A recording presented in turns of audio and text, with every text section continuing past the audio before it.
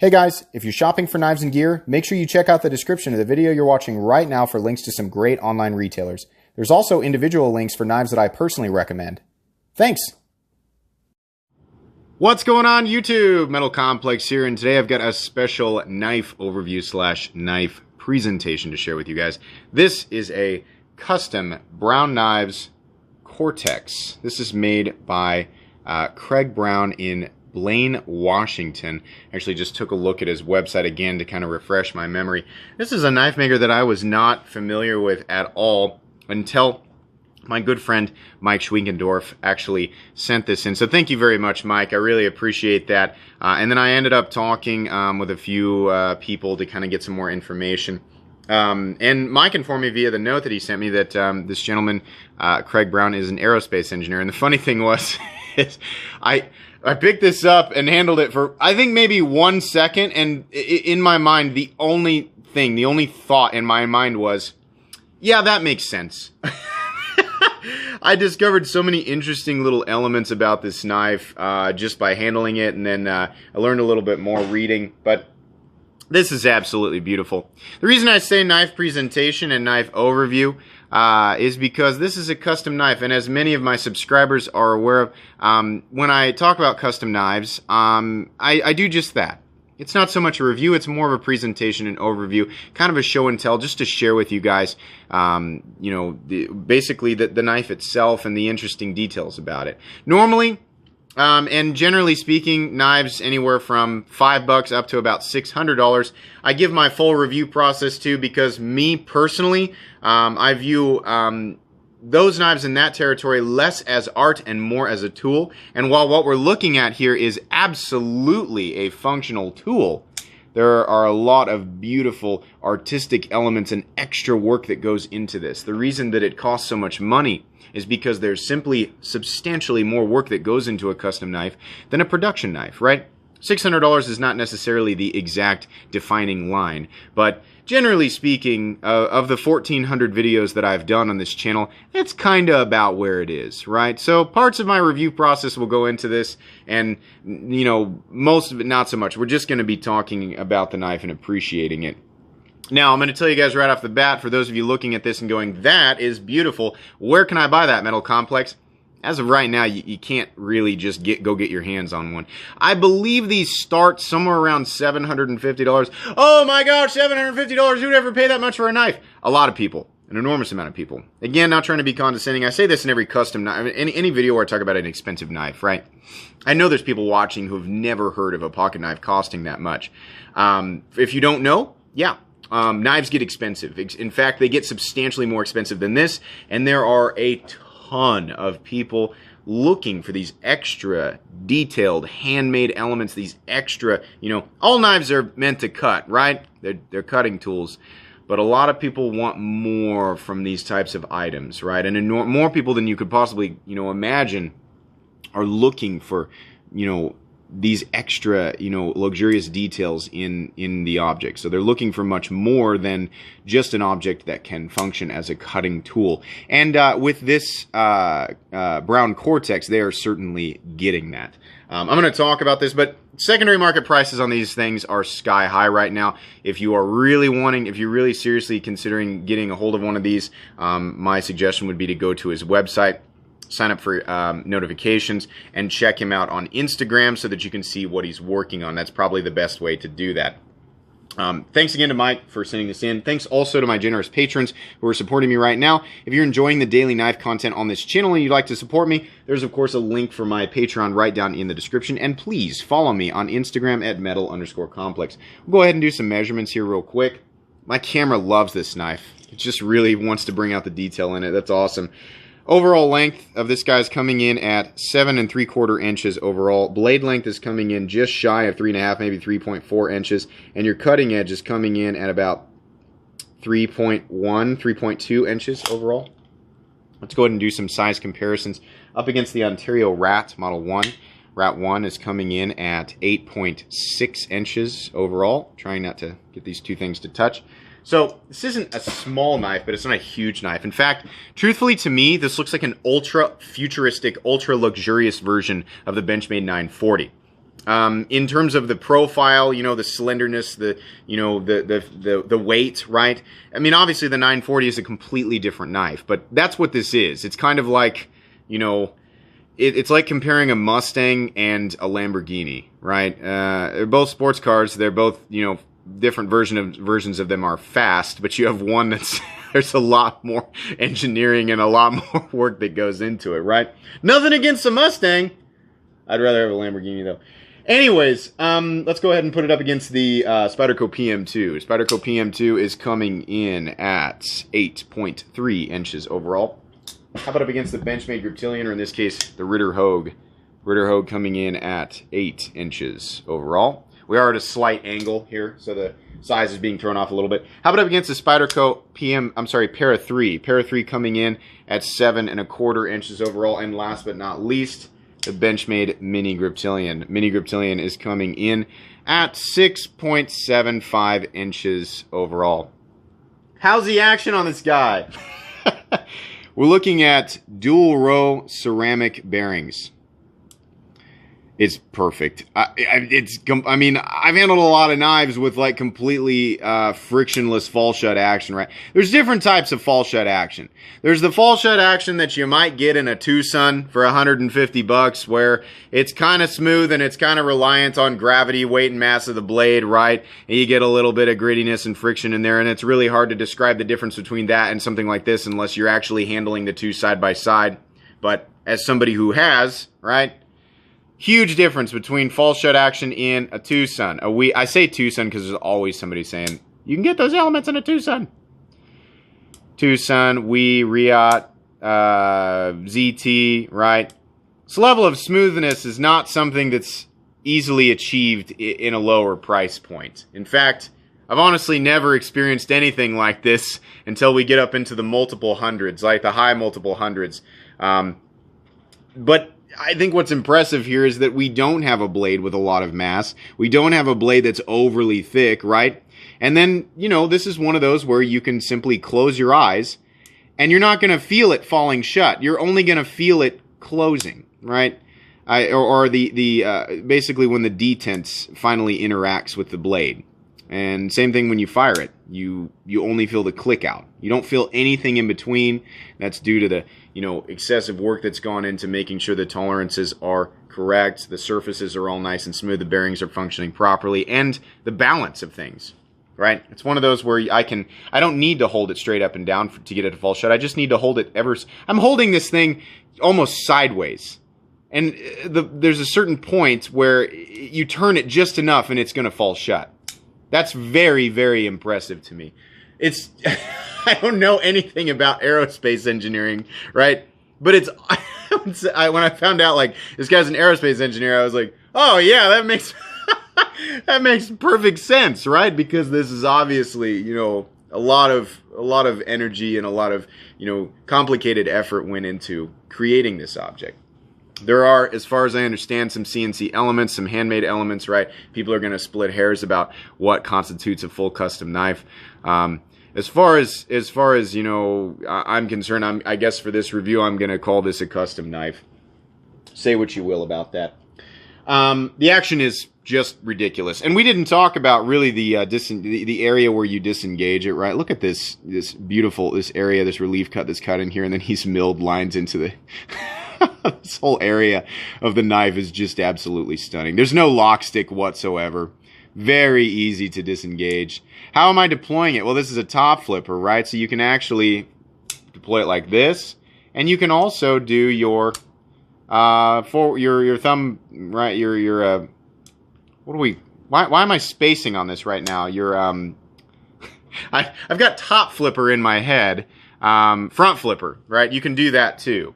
You can also engage this little slot right here, which I kind of don't want to do because I'm at an angle and I don't want to get unnecessary fingerprints on the blade, but you can do that, and you absolutely can just barely get your fingernail in there and do the reverse flick. I've got kind of fat fingers, right, so some people are going to find that, you know, more or less difficult. But the easiest way to deploy it is to simply use this top part right here. But there is a nice amount of fidget factor, because no matter how it is that you deploy it, all the surfaces are nice and smooth and, you know, easy on your hand, so you can sit around and play with this thing over and over and over again if you're somebody who really likes fidget factor. And then if you're going to go out and use this knife, it's very easy to just deploy and disengage, right? It's very convenient, so I appreciate that. Go ahead and we're not going to do every last little thing here. The nice thing is that the body screws, or at least the screws that are holding in the inlay, I'm not going to take these off and find, I'm going to guess it's just this one screw holding in the, not say inlay, the overlay, I guess. It's probably going into the backspacer as well. And these appear to be T8, which is great. There's actually, I think we're looking at pretty minimal hardware. And then I think the pivot screw also looks like a T8, and so does the screw for the lock bar insert. So that's nice. This isn't a knife that personally I'd take apart even if I owned it, unless I needed to make a slight adjustment, right? But if you are going to go out and use this and periodically you need to take it apart or adjust it, I think you're going to find that it's relatively easy. So that's something that I appreciate. Let's go ahead and weigh it. What are we looking at here for materials? Let's go ahead and you can get my my tools that I use to disassemble knives and my flashlight you can find down in the description. On the inside here, we actually don't have you know, weight reduction milling. It doesn't need it. That little, you see that little, it's right here. This is apparently, it's hard to see, but it's a brain, right? In basically a reference to the name of the knife, which is Cortex. I think that's cool that he put that in there. Weight on this guy. It's a very lightweight knife. We are not looking at an overly thick knife. I'll just put it up against a pair of 3 real quick so you can see here. We're looking at roughly the same thickness, but we've got a little bit of contouring there. Not something that's going to bother anybody in the pocket, not at all. In fact, mostly the part that you guys are going to appreciate about this is the weight. 2.72 ounces. Excellent. Excellent. Right? I kind of like a bigger, chunkier knife, but I can absolutely appreciate, you know, when we have beauty and functionality and all that stuff, you know, in a nice, lightweight, EDC-friendly design. Obviously, the blade length's going to be a little long for some people for legality reasons, but for the vast majority of people, this is a knife that can simply be carried in pretty much any circumstance, right? It's under the 3-ounce mark. That's what I consider ultra lightweight on this channel. I understand bug out fans, 1.85 ounces is lighter than 2.72 ounces. It's just not enough to register. An extra ounce is just not, you know. Where's the line then, right? Because you say you like 6.5 ounce knives at maximum. What if it was 7.5 ounces, right?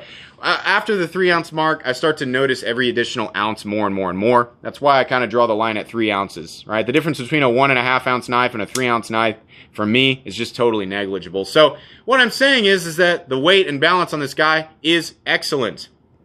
The ergonomics on this guy are also excellent. You can get a full 4-finger purchase on this. Very comfortable because the lines and everything are all nicely knocked down. Everything. Beautiful chamfering and finishing. It's great. You can also choke up on this knife. There's not a crazy, you know, really aggressive area where it comes to like a point or anything, because the flipper tab's up on top, right? So you don't have the point that you usually have right here in a standard flipper. That means you can kind of move around and get your fingers in exactly the right position. Right?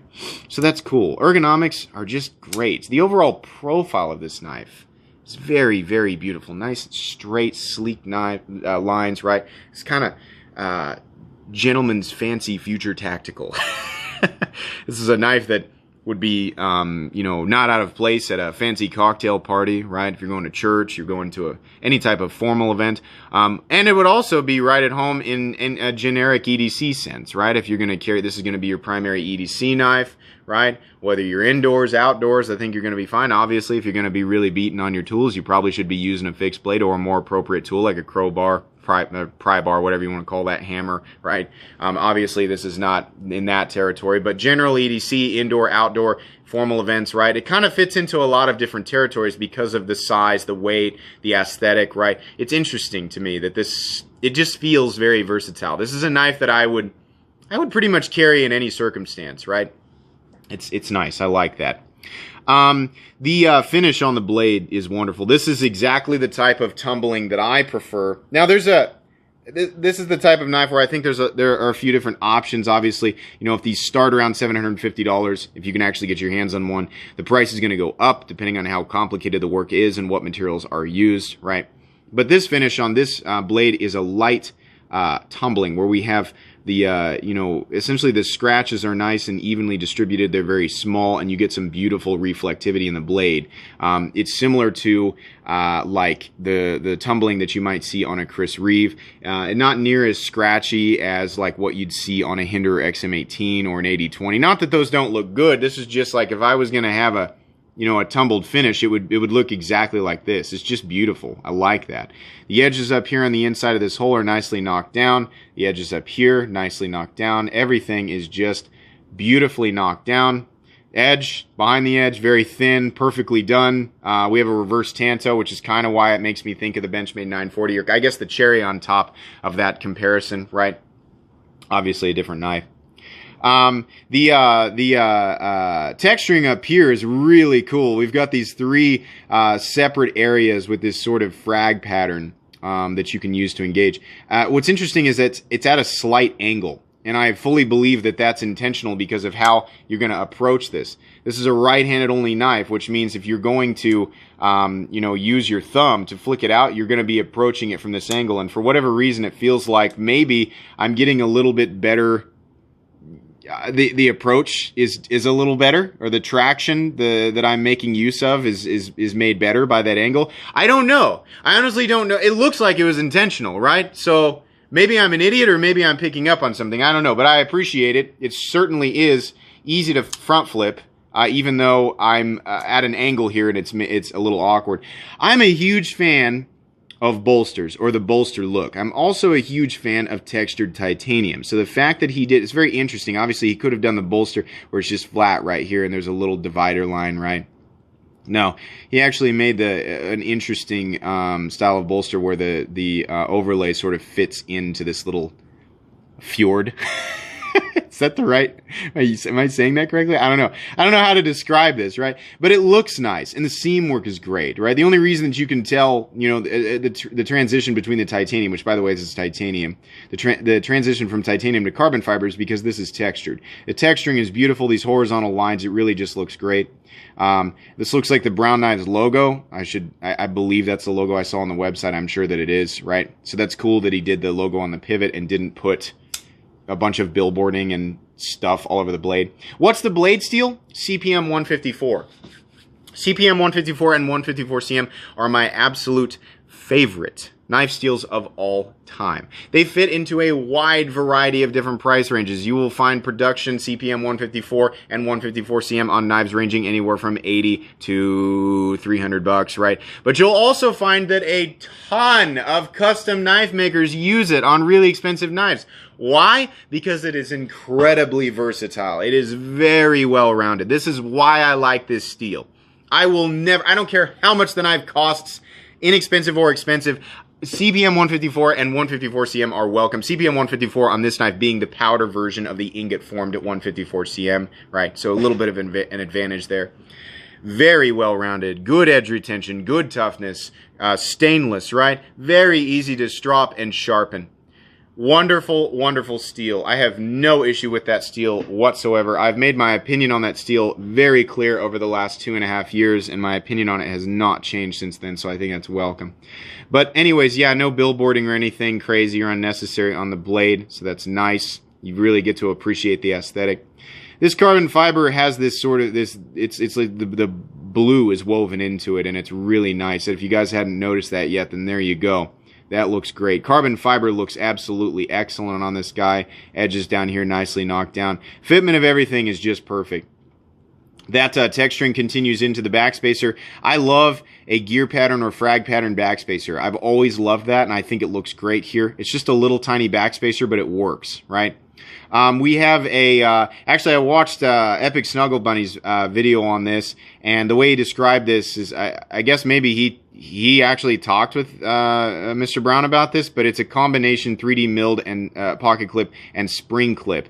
I love this pocket clip. It's basically perfect. I've talked about this so many times on this channel. I want a swoop and a continuous rise, and I want the corners to be nicely knocked down, decently wide clip. It just functions well. The rise of this clip, it's going to accept pretty much any seam thickness of pocket, right? So it doesn't matter if you're wearing heavy-duty work pants or you're wearing thinner material, you're more, fitted khakis, or maybe you were just wearing athletic shorts, right? Slipping this in and out of the pocket, is just going to be a breeze, and you have this smooth surface underneath, and it is also contoured, which means, yeah, it's just minimal drag. It's easy, right? Where it carries, not too deep, definitely not shallow, right? Just about perfect. Got his logo there on the pocket clip as well. Gosh dang, it's just wonderful. It's actually set into the scales, and then it's attached by, it's attached by some screws underneath. It's a good thing this under here is soft. For anybody who's wondering, this isn't carbon fiber. This is vinyl upholstery. It's on purpose. This is soft. When I'm handling somebody's knife, right, somebody's very expensive knife, I don't want to drop this on something harder that might scratch it. This is very soft stuff, so no worries there. You can see that the screws that attach to the pocket clip are hidden underneath, so that's really, really nice. Something else that I find really interesting, obviously this has a lock bar insert that doubles as the over travel stop, and it's kind of a, it's a bolster lock, right? That's how that functions with the overlay. So that's nice because, you know, when you are flipping it or top flipping or whatever, your fingers are generally going to be resting on the overlay, right? Which doesn't affect the pressure on the lock bar. On an exposed frame lock, there's kind of a chance that you're accidentally going to put pressure, unnecessary pressure on that lock bar, and it's going to make for a harder deployment or an impossible, it's going to make it impossible to deploy, right? Not that people can't work that out on a frame lock, but I always appreciate this when most of it is hidden underneath an overlay or scale. Bolster locks are fantastic. Check out this area in here. I wonder, let's see if I can get my flashlight on this. He's actually milled a slot. Did you see it pop in there? Sorry. Right there. There's a slot that is milled to accept. Here it goes. The top flipper. It fits right in that slot, right? Did it need to be there? No, but it's neat that it is, right? I say need to be there, like I know, like I designed this. No, it's essentially, it gets really, the whole blade gets really close to the scales, right? So to get the detent ball to interact with the face of the blade, I'm guessing the way that he wanted it to and achieve the action that he wanted, it involved allowing that top flipper to set slightly into the scale. I've actually never seen that before. It's very, very cool. I like that a lot. You know, it's neat. It's just something that I find impressive just because it's there, right? The stop pin on this knife, actually you can see it right there. It's internal, and it does follow the blade, which is cool because it functions like, you know, when you can see it, when it's an external stop attached to the blade and it braces on the frame, right? I always like that. I always say, you know, it's neat that it, in a crazy situation with the knife, you know, any pressure that's put on the blade at an odd angle is mitigated partially into the frame and not necessarily all into the pivot. It's not something that needs to be on every knife, but I do appreciate, you know, when I see those stops that are fixed to the blade interacting with the frame on both sides versus just the blade, or, you know, just the blade on the stop pin, like if it was back here, or if the stop pin did not follow the blade and there was a hole, you know, milled out. Anyways, just a little preference thing. There's very little to complain about here. In fact, I don't know that I really, I don't know that I really can. Look at the centering. It's just ridiculously spot on. No blade play up, down, left, or right. None at all. This is completely and totally solid. It's just a fantastic little EDC knife. Can you find fantastic EDC designs at a lower price point? Of course you can. Of course you can, right? A lot of little teeny tiny things taken into consideration with this knife and achieving, you know, really a form of perfection. I generally like, personally, a larger knife, a thicker knife, a chunkier knife, but I know a good design. Well, I'd like to think I know a good design when I see one. Obviously, I'm not an aerospace engineer. I'm not a knife maker. I'm not a metallurgist, right? I'm just a guy who's handled a lot of knives and talks a lot and has a lot to say. There's a lot about this knife that I appreciate, and as far as the design that he was, you know, going for, you know, what he was trying to achieve here, I just can't really fault this thing for anything. Even though this isn't really a review, I just can't fault. I mean, this is such a perfect little EDC knife, you know, but it's for people who are looking for those extra elements, who like the idea of a knife where a lot more attention and a lot more, you know, handwork and human attention to detail, human interaction has gone into it, right? People who appreciate that, I think, will find extreme value in this. If you can manage to pick it up, you know, from him, not the secondary market. I've heard of secondary market prices on this guy being way overboard. double in some cases. Oh God, don't do that. Get it from him. Wait. This is one that's worth waiting for, right? These are not. He can't. I know people always go, why doesn't he just make more? It's a one-man operation in Washington, right? He can't just make 1,000 of these and make everybody. There's a lot of work that goes into these individually, right? So they're always going to be, well, for the time being, they're going to be small batch. It would be really cool to see a collaboration production version of this, right? With some other company, but for now we're looking at a custom piece that is, they're part of little small batches. You just have to be in the right place at the right time and be willing to spend the money on this. For those of you who do find yourself in that situation, is it worth the base price? Right? Honestly, this one might be a little bit more with that carbon fiber base price around. I'm guessing because it's hard to tell exactly what the base price is. $700 to $800. Is it worth that? Yeah. Yeah, I'm picking this up and just playing with it just for a moment tells me, that this is of a higher tier of knife, right? Is it going to be for everybody? No, it's really expensive, guys. I mean, it's not, obviously this isn't a knife I'm going to say everybody needs to rush out and buy one of these, right? But for people who have kind of been hovering around this price point for a while, they know kind of what to expect between the $700 and $1,000 range, right? People who have experienced your Holt Spectre series knives, your Koenig Arius knives, right? Your Shirogorov knives. Yeah. Is this something that you guys are going to appreciate? You people who enjoy stuff like that? Oh, yes. Absolutely. You will definitely appreciate that, right? And on top of that, you get a nice lightweight functional EDC tool that's going to be great in, pretty much any setting. This is cool. It's also a really nice conversation piece. I mean, somebody who's not necessarily into knives, but just appreciates fine craftsmanship in, any object, right? You'll find, I think that people in general, that are of that nature will be fascinated with something like this. I have a friend who loves, intricate details and things and loves seeing like the upper end of any type of world, right? Even if he doesn't really understand it.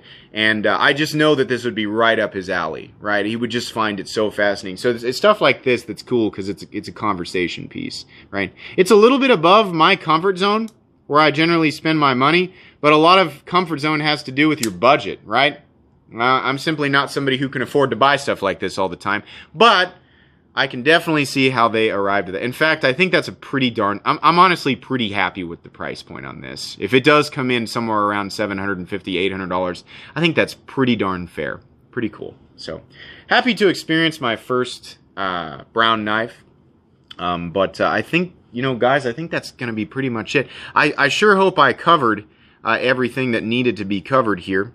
If I didn't, you guys are welcome to, of course, correct me down in the comment section, as you usually do anyway. It's not like you need my permission for that. But yeah, I hope you guys were at least mildly entertained by this. Please make sure to follow me on Instagram at metal_complex. If you enjoyed this video, please leave a like. If you'd like to check out my other content, I do, of course, have lots of videos of knives that are either expensive or inexpensive that I don't like, so check those out. And if you enjoy all my content, go ahead and click on that Metal Complex logo right there and subscribe because there's definitely more coming. Thanks again for watching, everybody, and have a great day.